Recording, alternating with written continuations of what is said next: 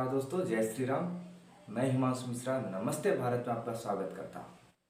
दोस्तों, जैसा कि आपको पता होगा कि हमारा नमस्ते भारत एक कट्टर हिंदूवादी चैनल है जिसपे सिर्फ हिंदुओं की बात होती है। तो ऐसे ही आज हिंदुओं की बात होती है, राष्ट्रभक्तों की बात होती है, देशभक्तों की बात होती है, राष्ट्रहित की बात होती है।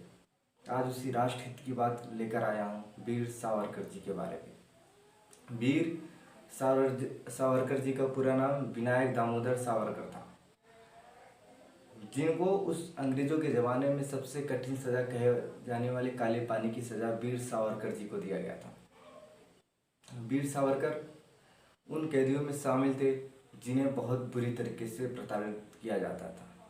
दोस्तों, आपको जानकर हैरान होगा कि जिस समय वीर सावरकर को काले पानी की सज़ा दी गई और उसी समय देश के प्रथम प्रधानमंत्री पंडित नेहरू,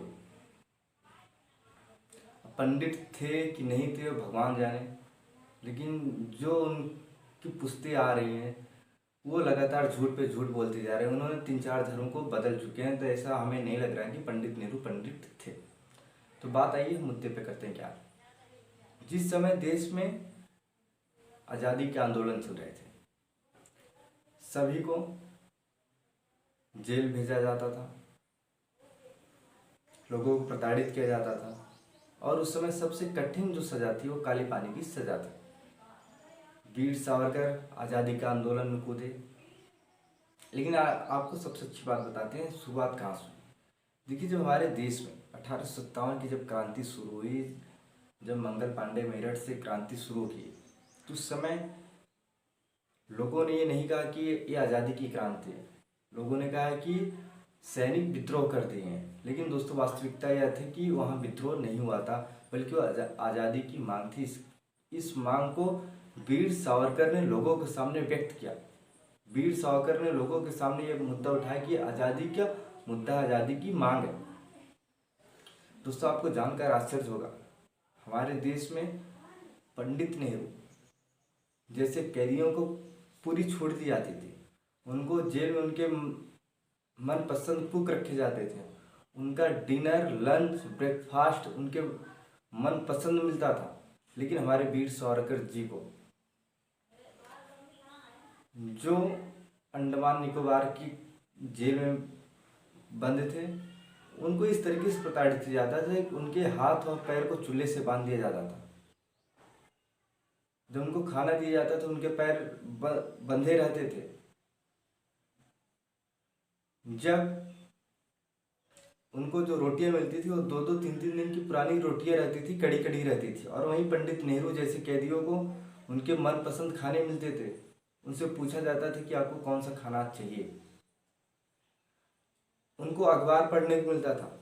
लेकिन हमारे वीर सावरकर जैसे देशभक्तों को के खिलाफ अंग्रेजों ने जो कुछ किया यह बहुत अशोभनीय था। हमारे देश में भारतीय जनता पार्टी की सरकार है। भारतीय जनता पार्टी की सरकार से मैं अनुरोध करता हूं कि वीर सावरकर को भारत रत्न दिया जाए।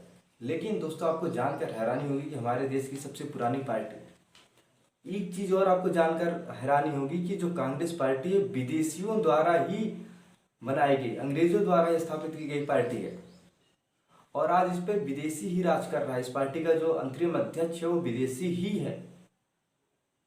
बहुत ही सोचने की बात है।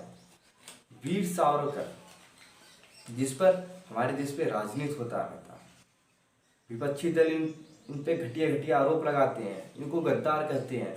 तो मैं उन गद्दारों को कहता हूं, जो वीर सावरकर को जो गद्दार कहते हैं, मैं उन देश के गद्दारों से कहता हूं, तुम्हारे पंडित नेहरू, तुम्हारे नेहरू को मनपसंद खाना मिलता था, वीर सावरकर को क्या मिलता था?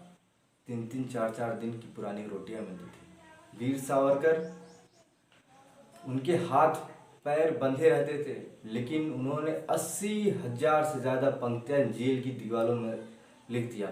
उनके जज्बे को नमस्ते भारत सलाम करता। वीर सावरकर के बारे में भारत के पूर्व प्रधानमंत्री श्रद्धेय अटल बिहारी वाजपेयी ने अपनी कविताओं के माध्यम से उनको क्या से क्या बोला है, आइए आपको सुनाते हैं। देखिए क्या है कविता उनका। वीर सावरकर, विनायक दामोदर सावरकर, सावरकर का मतलब कोई एक आम इंसान नहीं समझ सकता। सावरकर कोई सामान्य शब्द नहीं है। सावरकर देश के गद्दारों को समझ में आने वाला शब्द नहीं है। सावरकर वो नाम है जिसमें स्वयं तेज होता है। सावरकर मतलब तलवार, सावरकर मतलब त्याग, सावरकर मतलब आजादी, सावरकर मतलब तप, सावरकर मतलब तर्क, सावरकर मतलब तारुंद, क्षितिज, तीखापन, तिलमिलाहट, व्यक्तित्व, बदरंगी व्यक्तित्व, तिलमिलाहट। सावरकर मतलब होता है ज्ञान की प्रतिमा। सावरकर मतलब होता है देश के लिए रंग रंग, देश के लिए कुर्बान हो जाना। ये सावरकर का मतलब होता है। सावरकर एक ऐसे देशभक्त थे जिन्होंने देश के लिए सब कुछ त्याग कर दिया।